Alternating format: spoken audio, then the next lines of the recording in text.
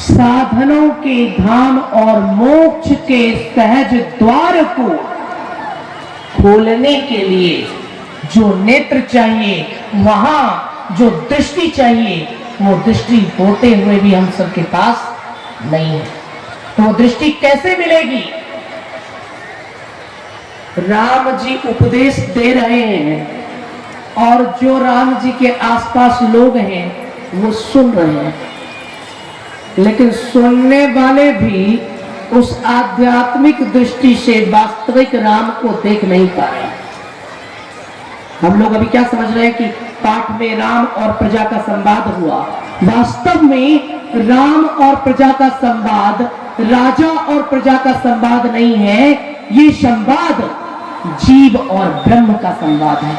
ये संवाद नर और नारायण का संवाद है। ये संवाद इंसान और ईश्वर का संवाद है। ये संवाद भक्त और भगवान का संवाद है। ये संवाद उपासित और उपासक का संवाद है। ये संवाद आराध्य और अनुयायी का संवाद है। ये संवाद प्रभु और उनके आश्रित जनों का संवाद है। लेकिन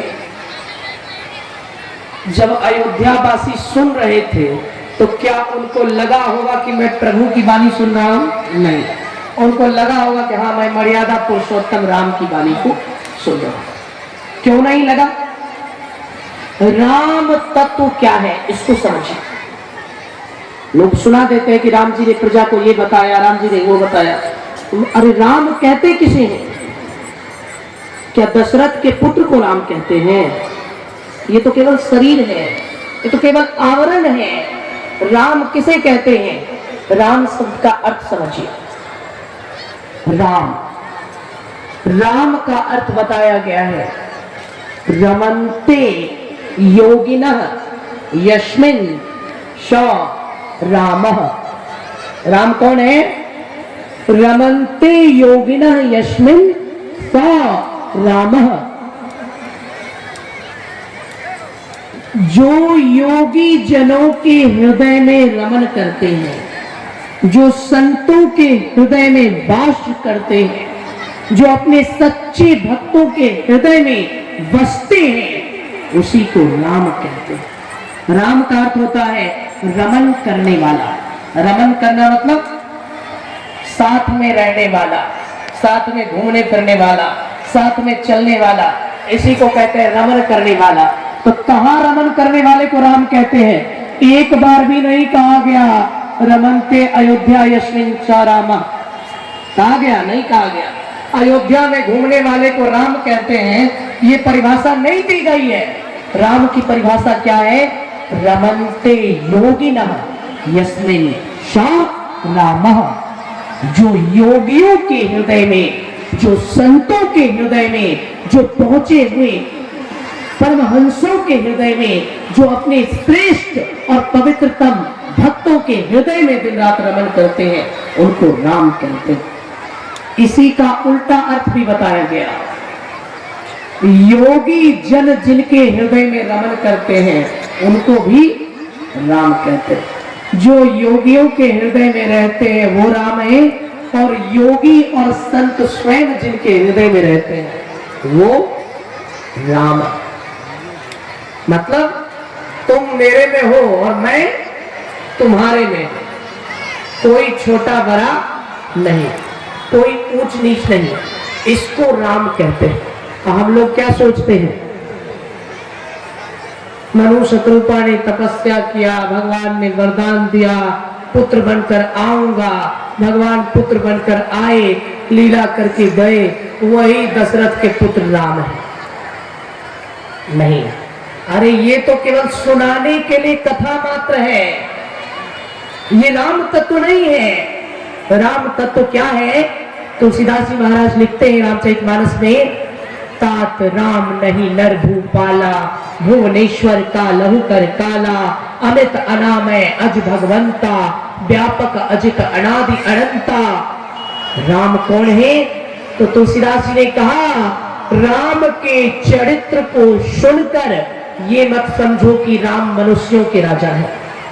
तात राम नहीं नर भूपाला, राम केवल मनुष्यों के राजा नहीं है, तो फिर राम है कौन?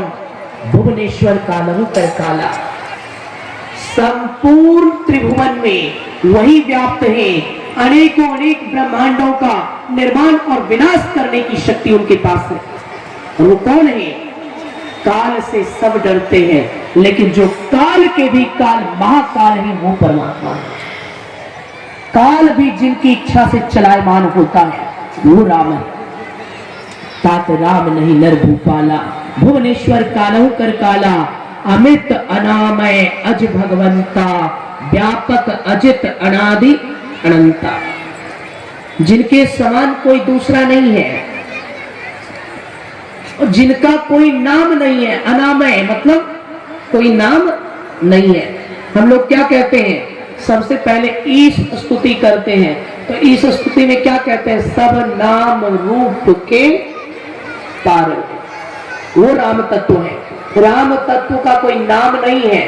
ये नाम क्यों लेते हैं हम लोग? ये नाम उस अनाम तक पहुंचने का केवल एक माध्यम मात्र है।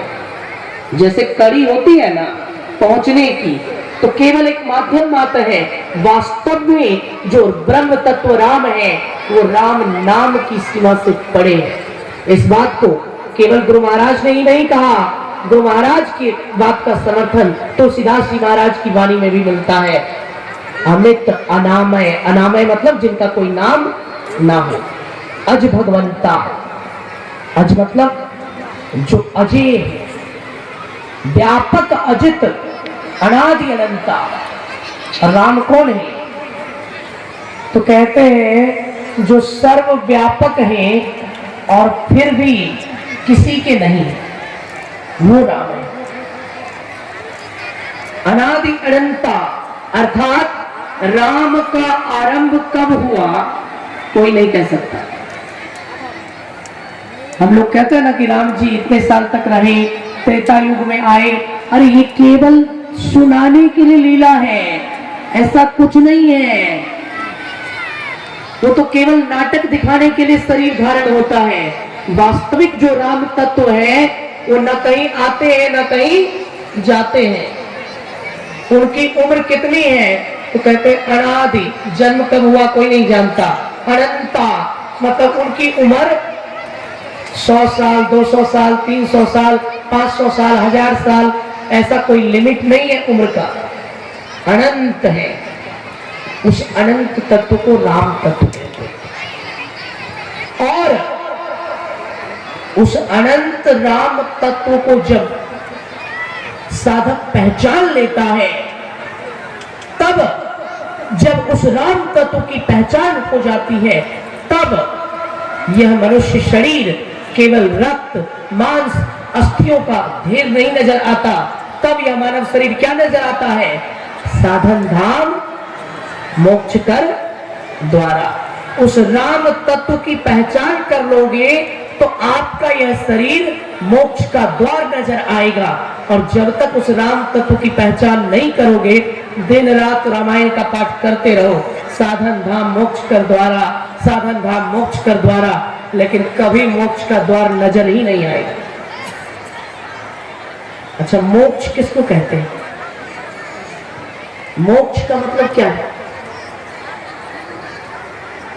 मोक्ष का अर्थ है समस्त कामनाओं से मुक्ति, समस्त इच्छाओं से मुक्ति।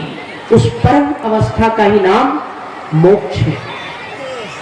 गीता के 15वें अध्याय में जब अर्जुन ने पूछा, हे कृष्ण मोक्ष की व्याख्या करने की कृपा करें, हे कृष्ण यह बताइए कि मोक्ष किसे कहते हैं। गीता के 15वें अध्याय में श्री कृष्ण अर्जुन को बताते हैं, हे पार्थ न तद भास्यते सूर्यो न शशंको न पावकः यद गात्वा न निवर्तन्ते तद धाम परमम मम। कृष्ण कहते हैं, हे पार्थ न तद भास्यते सूर्यो, वहां सूर्य नहीं होता। न शशंको, शशि मतलब चंद्रमा, वहां चंद्रमा नहीं है। न पावकः, वहां अग्नि भी नहीं है। यद गात्वा, वहां जो चला जाता है, न निवर्तन्ते, वापस लौटकर नहीं आता। तद धाम, वही धाम परमम मम, वही मेरा परम धाम है। हे अर्जुन, इसी को मोक्ष धाम कहते हैं। ये मोक्ष की परिभाषा श्री कृष्ण ने बताई। तो हम लोग जो कह रहे हैं कि मनुष्य का शरीर मोक्ष का दरवाजा है, वो दरवाजा अभी तक खुला ही नहीं है, तो कैसे देखेंगे कि जब सूर्य चंद्र नहीं है फिर भी वहां रोशनी कैसे है? जब वहां अग्नि जल वायु पंच तत्वों में से कुछ नहीं है फिर भी वहां सबसे बड़ा आनंद कैसे है? अगर थोड़ी देर के लिए किसी का नाक बंद कर दिया जाए, उसको आनंद मिलेगा? आनंद मिलेगा कि पीड़ा मिलेगी? पीड़ा मिलेगी। थोड़ी देर के लिए अगर हवा ना हो तो व्याकुल हो जाते हैं। इस वीडियो को लाइक करें, हमारे चैनल को सब्सक्राइब कर बेल आइकन जरूर प्रेस करें हमारी न्यू वीडियो